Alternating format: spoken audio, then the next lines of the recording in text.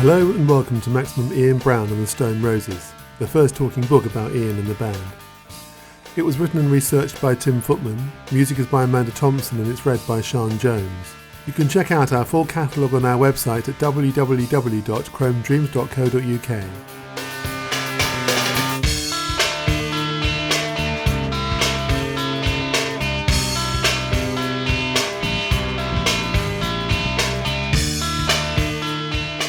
It's never been a weight or an albatross to me being in the Roses, but I wanted to be known as a music maker in my own right. It's kind of took me 4 albums for people to go, okay, he's a music maker. Yeah, I didn't want to use the Roses to get anywhere. I wanted to stand on my own 2 feet. Now I feel like I've achieved that, so I can embrace the past now.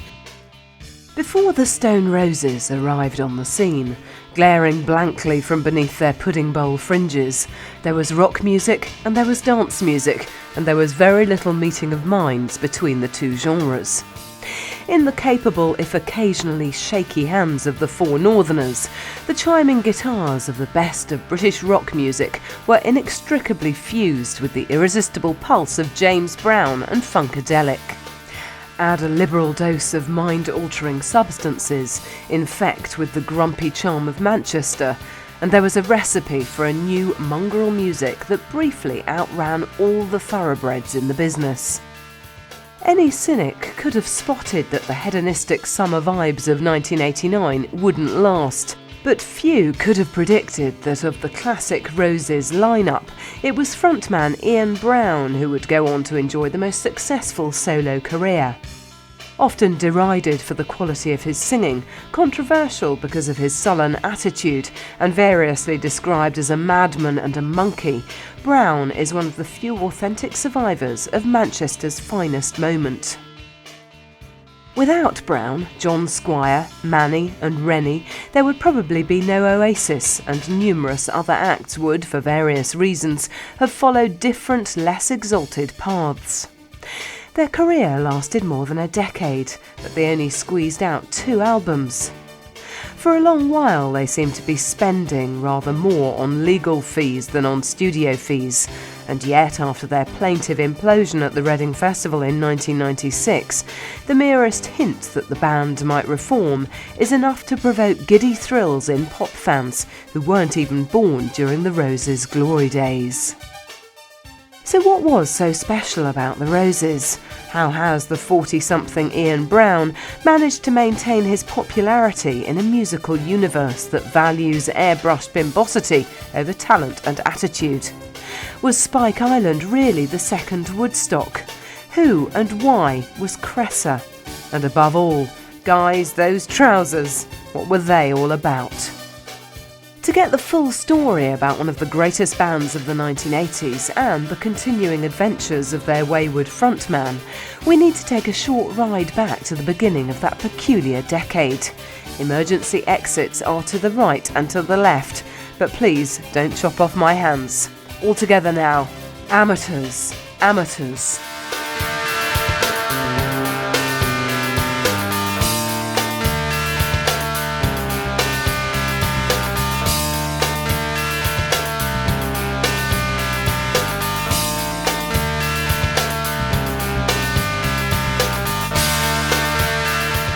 This reminds me of dull times, you know. I lived in Hume when I did this. I think I sing something, the cars they burn below me, because the kids used to set fire to the cars. I was on the top story in William Kentner. It takes you back to that, you know, shoving my hands down the chair to find 2 pence. 10 embassies was 69 pence and I was like 2 pence short. Ian George Brown was born on February the 20th, 1963, in the Ancoats district of Manchester, immortalised by the Matchstick Men painter L.S. Lowry. Within months, the Beatles would have their first chart-topping single, and the eyes of the world would be focused on Liverpool, Manchester's bitter rival down the East Lancs Road. Although Manchester spawned a number of successful bands in the coming years, including the Bee Gees, the Hollies and 10cc, it was not until punk exploded in the second half of the 1970s that the city could boast a coherent music scene. The Buzzcocks, Joy Division and The Fall added a shot of intellectual vigour to the revolution kick-started by the Sex Pistols and The Clash, and Tony Wilson's Factory Level quickly became one of the cornerstones of the bright new world of independent music. Like any Mancunian teen, Ian Brown was excited by the new sounds coming out of his hometown. But his real passion was focused on his gang of scooter-mad pals who would crisscross the northwest in search of northern soul all-nighters. Brown was strictly a fan rather than a wannabe musician, but he had a friend whose ambitions were more directed towards performance. John Squire and Ian Brown had known each other since they were both barely out of nappies. According to legend, they had met in a sandpit and had a tradition of exchanging boxes of Maltesers at Christmas. But while Brown was backflipping to obscure soul records, Squire was perfecting his skills as a fluent, imaginative guitarist. In 1980, he formed a band called The Patrol and asked Brown to join as the bass player. The lineup was completed by singer Andy Cousins and drummer Simon Wollstonecroft, and all four attended Altrincham Grammar School. The Patrol was strictly a local part-time outfit, playing mostly cover versions in church halls and similar venues, although the band did record a 2-track demo featuring Brown singing lead on one song, Jail of the Assassin. The Patrol chugged on for a few years with little success. After a while, the band changed its name to English Rose, and Ian Brown replaced Cousins as the full-time singer, with Pete Garner joining on bass. Simon Wollstonecroft left to join Freak Party, which featured Johnny Marr and Andy Rourke, later of the Smiths. After this, he suffered the tantrums of Mark E. Smith as a long-term member of The Fall. Eventually, he was replaced by a young drummer called Alan Wren. Known as Rennie, the enigmatic percussionist mixed the aggression of The Who's Keith Moon with the funky syncopation of Clyde Stubblefield, the man who powered James Brown's rhythm section for many years. At around the time Rennie joined the lineup, the band endured yet another name change, becoming the Stone Roses in 1984. The name was supposedly borrowed from a 1959 thriller by Sarah Gainham, although other sources suggest references to the Roses of Yorkshire and Lancashire, and even designs on the walls of the Rosslyn Chapel, supposedly the site of the Holy Grail. This was about 20 years before the publication of the Da Vinci Code, remember. The mid-80s Roses were a rather different musical proposition from the act that would define the musical zeitgeist at the end of the decade. John Squire had yet to perfect his chiming guitar heroics, although Ian Brown was shaping up nicely as a blankly charismatic frontman. Their songs were doomy and gloomy with overtones of gothic punk. Their first national review in Sounds magazine in 1985 described them as clumsy and Clash-influenced. The critical reaction would improve, but not for a while. By this point, Manchester had become a major centre for alternative music. The Smiths seem to have set up a permanent base on the cover of the New Musical Express, and the Hacienda Club was introducing Mancunians to the first stirrings of what would be known as house music, as well as providing a base for homegrown superstars such as New Order. At the end of 1985, the Stone Roses released their first single, a bleak slab of post-punk entitled So Young.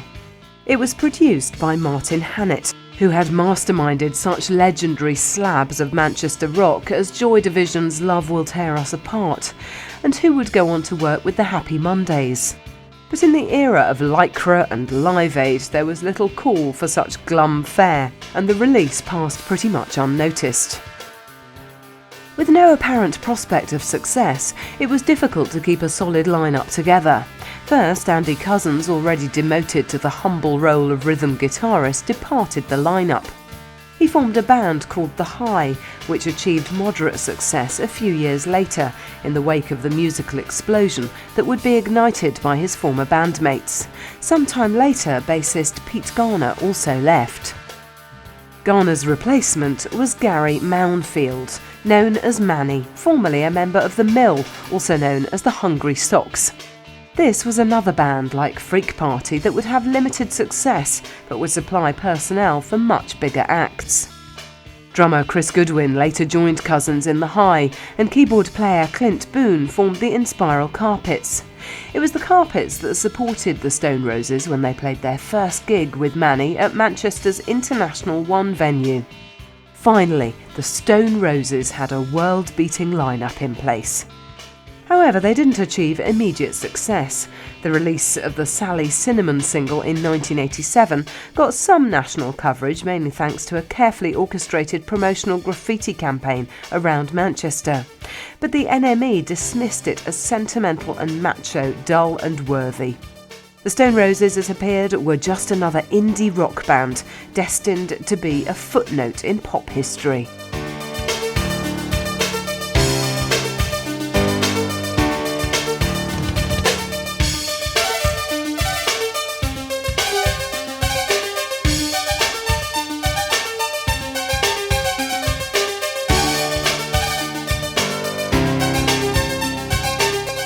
Still not spoke now for 8 years. I mean, we never had a Barney. Never had to the fallout, but I've not spoke to the kid for 8 years. Well, you know what? I've had such an amazing 8 years that I'm still moving. So I don't understand this Roses thing, because he formed another group. So I never took my foot off the gas. Throughout the 1980s, music and science began to collide in new and exciting ways. Advances in sampling technology meant that producers and performers could borrow elements from existing recordings and integrate them with their own tracks. Rap and dance artists such as Run DMC would throw rock guitars into the mix. Guitar bands such as New Order would expand their sounds with drum machines and sequencers. But it wasn't just technical boffins who were creating the sounds on the street. Innovative pharmacists were developing new and exciting concoctions by which young people could mash up their synapses, most notably MDMA or ecstasy. Unlike many other street drugs, ecstasy encouraged a feeling of well-being and indiscriminate friendship among participants. Not for nothing were users described as loved up. Acid house, the music most associated with the drug, began to permeate not just music, but fashion, language, and even the way people socialised. Pub culture began to lose ground to massive open-air raves. Every second journalist spoke about a return to the values of the 1960s, a so-called second summer of love.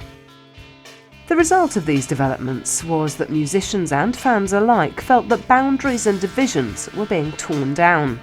Black and white, straight and gay, rock and dance, who cares?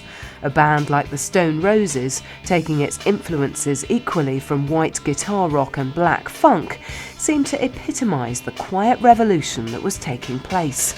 Suddenly, they were ahead of the zeitgeist, not trailing a couple of years behind. Part of this association was due to an auxiliary member of the band known to all as Cressor, Steve to his mum. He had originally been brought into the fold as John Squire's guitar assistant, organising the vast collection of effect pedals needed to produce the shimmering shards of sound that now characterise the Stone Roses' sound.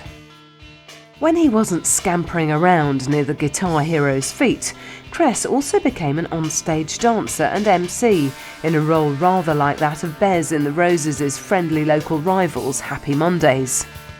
His talents even extended to fashion tips. According to legend, he was one of the first in the Roses circle to wear flared trousers, which became the band's sartorial trademark, along with Rennie's jaunty cloth kits hat. In 1988, the Stone Roses signed a contract with Silvertone Records and released the single Elephant Stone, produced by Peter Hook of New Order.